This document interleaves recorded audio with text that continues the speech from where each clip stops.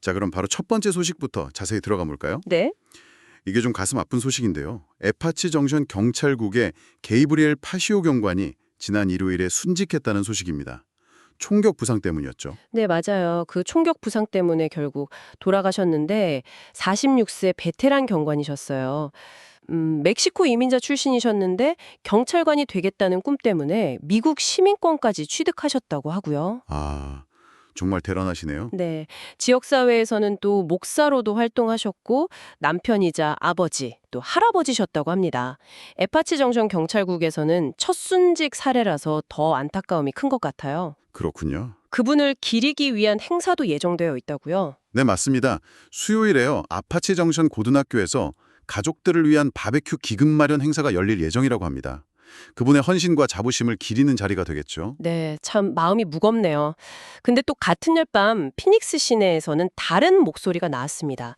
주 의사당 근처에서 아이스, 그러니까 이민세관 단속국에 반대하는 시위가 열렸는데 이건 평화적으로 진행됐다고요? 네, 이건 평화적으로 진행됐다고 하고요. 사회주의 해방당이 조직한 시위였습니다. 특히 그 LA에서 연방군까지 투입됐던 그 시위 있잖아요. 네네. 그거에 대한 어떤 연대의 표시 이런 의미가 좀 컸다고 해요. 뭐 아이스 반대나 트럼프는 물러나라 이런 구호들도 외쳤고 이민자 자녀들이 직접 연설을 하기도 했다고 합니다. 경찰은 뭐 만일의 사태에 대비해서 현장을 관리했고요. LA 상황이 연방군 투입 얘기까지 나올 정도면 정말 심각했던 모양이네요. 전문가들은 좀 어떻게 보고 있습니까? 네, 전 FBI 요원이었던 케네스 그레이는 LA 상황을 그냥 혼돈이다. 이렇게 묘사를 하면서 양측 충돌이나 시위 확산 가능성을 좀 우려했고요. 또 전 ATF 요원 버나드 자포는 당국이 이제 소셜미디어나 이런 걸 통해서 미리 정보를 파악하고 대응하려 할 거다 이렇게 분석했습니다. 양쪽 다 좀 예의주시하는 그런 분위기인 거죠. 정치권에서도 반응이 있었죠. 루벤 가예고 상원의원이요. 네, 맞습니다. 애리조나 상원 의원인데 트럼프 대통령이 LA에 연방군을 투입한 걸 비판했어요. 이건 군대의 역할이 아니고 민간 법 집행기관이 다룰 문제다 이런 성명을 냈습니다. 과거에 글렌데일에서 있었던 시위 사례, 그때 경찰차 탈취하고 파손했던 사건이 있었거든요. 그런 걸 언급하면서 좀 우려를 표하기도 했고요. 그렇군요. 자, 이번에는 좀 다른 주제로 넘어가서 기후와 관련된 건강 문제인데요. 피닉스에서 올해 첫 폭염 관련 사망자가 확인됐다고요? 네, 근데 이게 좀 사망 원인이 특이해요. 작년, 그러니까 2024년에 입었던 폭염 관련 부상이 후유증 때문이라고 밝혀졌습니다. 창년 부성이요?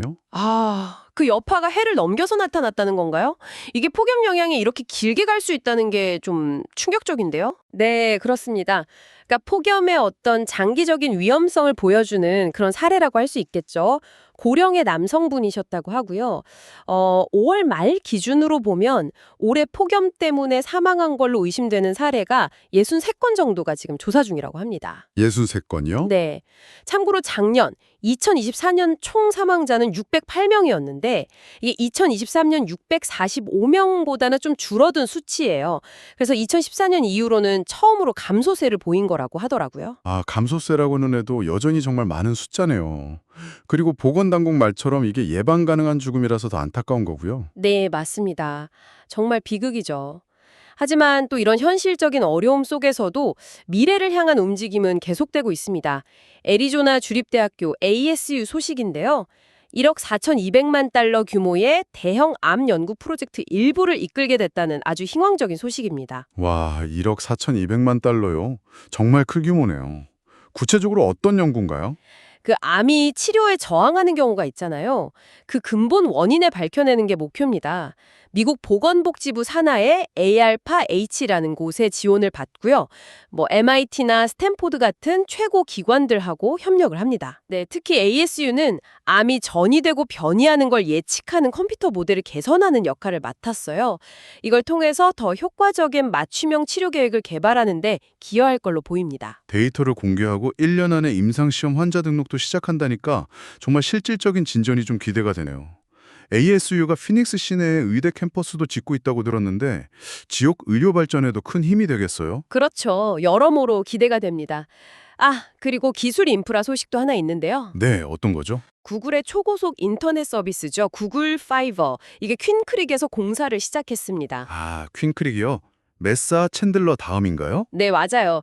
벨리 내에서는 세 번째 지역입니다. 작년 12월에 승인은 받았는데 좀 지연되다가 이제 시작한 거고요. 2026년 초에는 서비스를 시작할 예정이라고 합니다. 광섬유 기반이라 속도가 최대 8기가까지 나온다고 하고요. 8기가요? 와. 네, 기본 1기가 요금제는 월 $70 수준이라고 하네요. 이런 인프라 확충도 지역 성장의 또 다른 모습을 보여주는 거죠. 그렇네요. 자, 마지막으로 정말 신나는 소식입니다. 스포츠 팬들이라면 환호할 만한 소식인데요. 애리조나 대학 야구팀 와일드캣츠가 칼리지 월드 시리즈 CWS에 진출했습니다. 네, 정말 극적인 승리였죠. 슈퍼 리저널 3차전에서 노스캐롤라이나를 4대3으로 꺾었는데요. 8회 말에 메이슨 화이트 선수가 2타점 역전 적시타를 쳤는데 그게 정말 결정적이었습니다. 와, 짜릿했겠네요. 네, 칩헤일 감독 부임하고는 처음으로 CWS에 진출한 거고요. 또 빅12 컨퍼런스 토너먼트에서도 우승했었거든요. 정말 쾌거죠. 이제 야구의 성지라고 불리는 오마하에서 코스탈 캐롤라이나와 맞붙게 됩니다. 아, 정말 기대됩니다. 오늘 정말 애리조나의 다양한 모습을 살펴봤네요. 안타까운 희생 소식도 있었고 또 지역사회의 목소리, 기후변화라는 현실적인 위협, 그리고 미래를 위한 과학 투자나 기술 발전, 마지막으로 스포츠를 통한 환호까지 이 모든 게 지금 애리조나에서 벌어지고 있는 일들이군요. 네, 맞아요. 슬픔과 기쁨, 또 도전과 기회가 공존하는 아주 역동적인 현장이라는 생각이 듭니다.